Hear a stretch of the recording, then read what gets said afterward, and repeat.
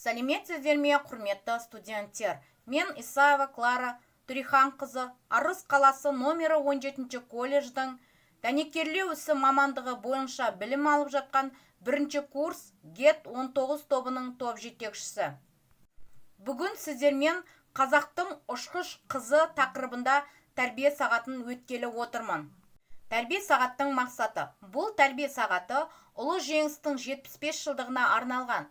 Тәрбие сағатты өткізудегі мақсатым студенттерді ұлы отан соғысы мен қазақстандық ұшқыш қыз Хиуаз Доспанованың ерлігін, ұлт жандылығын бүгінгі ұрпаққа үлгі ету, студенттерді адамгершілікке, отанын сүюге, оны қорғауға баулу, отанға деген сүйіспеншілікті artıру, патриоттық сезімге баулу. 4 перзенттің үлкені Хиуаз еді үйдегі, жайраң қағып жүргені, жабығуды білмеді. Еркін өсті еліктей, күн аймалап дидарын. Болса да ерке желікпей, жиі кезді ой бағын. Жүгінген соң ақылға, сүйсінетін төңірек. Ойынға емес оқуға, ден қоятын көбірек. Хиуазда бір мақсат, ұшқыш болу арманы. Мамандықтың бәр жақсақ, бірақ осы таңдауы. Ерлік қанат байлады, көкке шырып желпінтті. Көк арман жайлады, көк жүзінен нұр күтті. Көк аспанда бағынған, қандай бақыт нұр құшу, қыздардың да қолынан келедекен көкке шу. Қазақстан Республикасының тәуелсіздігі жолында азаматтық және жауынгерлік ерлік көрсеткен адамдарға халық қаһарманы атағы беріледі. Бұл мадақ жайлы заң 1993 жылы қабылданып, сол кезеңнен бүгінге дейін 27 адамға халық қаһарманы атағы берілді. Бұл атақ еліміздегі ең жоғарғы дәрежелі марапат. Ең алғашқы рет 1994 жылдың 23 мамырында Қазақстанның қарулы күштерін қалыптастыру жолындағы еңбегі үшін армия генералы Қазақстан Республикасының тұңғыш қорғаныс министрі Сағадат Нұрмағамбетов халықтың қаһарманы атанды. Ал 2004 жылы ұлы отан соғысына қатысқан жалғыз ұшқыш қазақ қызы Хиуаз Доспанованың ерлігі бағаланды.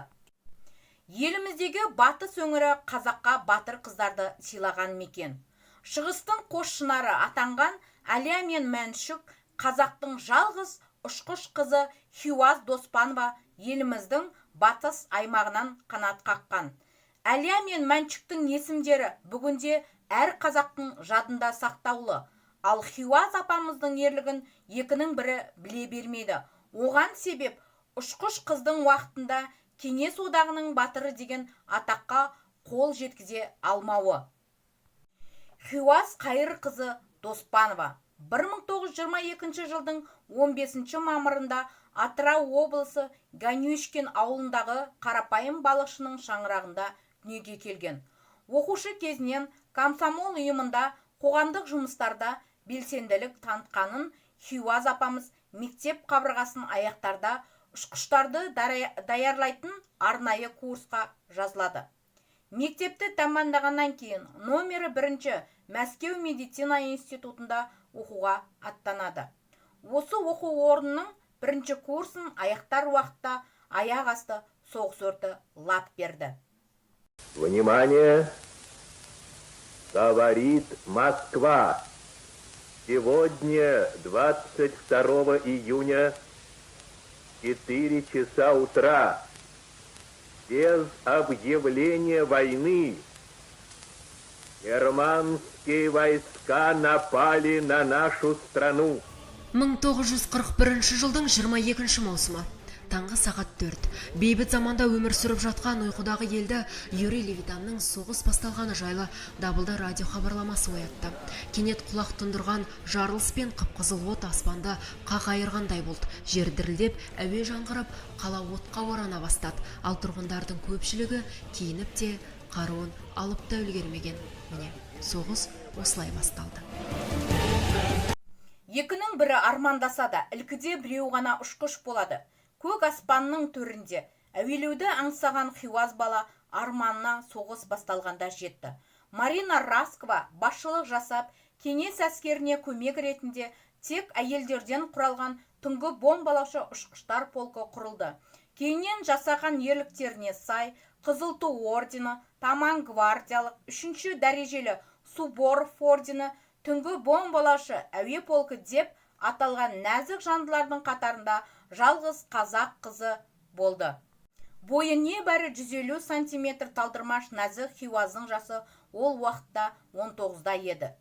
Жер бауырлап ұшаққа тиетін Марина Раскова қыздарының ұшағын құлатып түсірген фашистке Гитлердің өзі темір крест беріп, аз күнге үйіне демалысқа жіберуге уәде берген екен.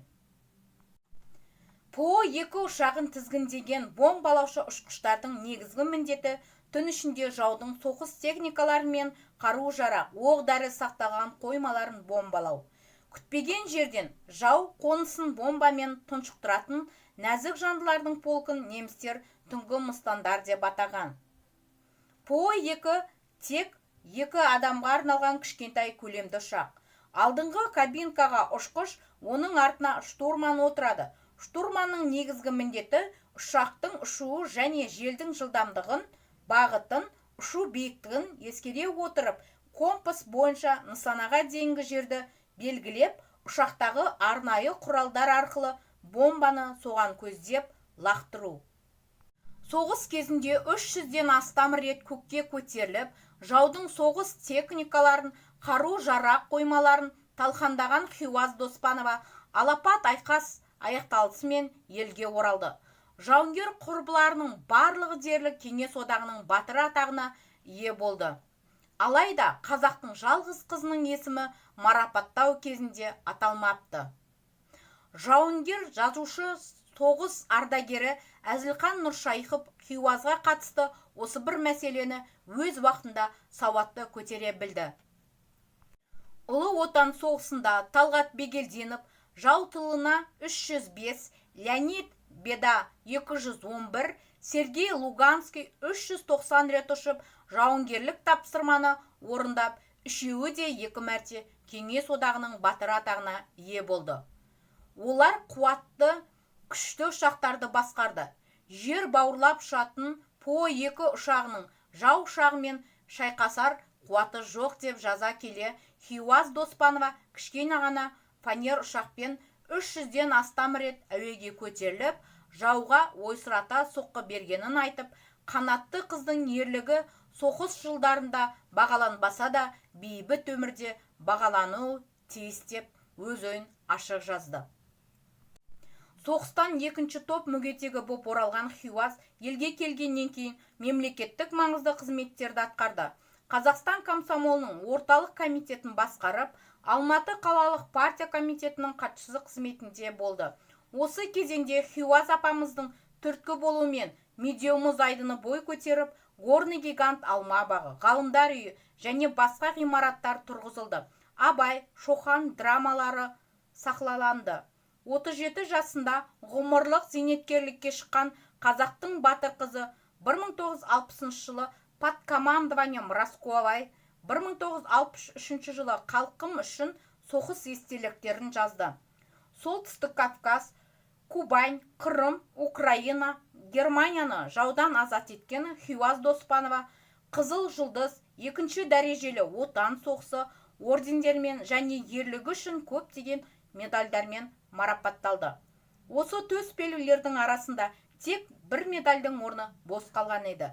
Еліміз өз тәуелсіздігіне қол жеткізгеннен кейін арнайы елбасының басшылығымен 2004 жылы Хиуаз Доспановаға көзі тірісінде еліміздегі ең жоғарғы халық қаһарманы атағы берілді. Араға 4 жыл сала соғыста әуенің қаншайымы атанған қазақтың батыр қызы әуеге тағы көтерілді. Бұл жолы рухы, бұл жолы мәңгілікке. Құрметті студенттер, тәрбие сағатымызды қорыта келе сіздерге айтарым. Біздің ата-бабаларымыз жете алмаған арманға міне біз жеттік. Қандай тамаша дербес мемлекетіміз бар. Отанымыз, туған тіліміз, отбасымыз қасымызда, қандай бақыттымыз. Осылардың бәрі ата-бабаларымыздың арқасында деп білемін. Біздің ата-бабаларымыздың батырлықтары мен жаңалықтары өз отанына деген шексіз сүйіспеншіліктері Қазақстанның бүгінгі жауынгерлер үшін мақтан тұтарлық үлгіге ғана емес, бұл бірнеше ұрпақты байланыстыратын қоғамның рухани дамуы мен ұлттың қайта өрлеуінің себебі. Ел басына күн туып, етегінен қан кешкен, ат басына күн туып, ауыздығынан су ішкен ауырсын кезеңде біздің ондаған мың жерлестеріміз кешегі ортақ отанымыздың бостандығы мен тәуелсіздігі, жер бетіне бейбіт өмір орнауы жолында кеуделерін оққа тосты. Олардың көпшілігі қан майданнан оралмады. Қазақтың қанатты қызы аттанған Хиуаз қыз ер жүрек ұшқыш бейнесінде біздің жүрегіміздің төрінде мәңгілікке сақталады. Доспанованың есімі қазақтың даңқты қыздары, Кеңес одағының батырлары Мәншүк Мәметова мен Әлия Молдағұлованың есімдерімен бірге аталатынына сенемін. Қиямет пен қырғын қан төгістен арылып, армандап жеткен жеңісімізге биыл 75 жыл толады. Осы жеңісті ашық аспан астында бейбіт өмірде тойлағанымыз үшін ардагер ата-әжелерімізге айтар алғысымыз шексіз. Осымен тәрбие сағатымыз аяқталды. Зейін қойып тыңдағандарыңызға көп-көп рахмет.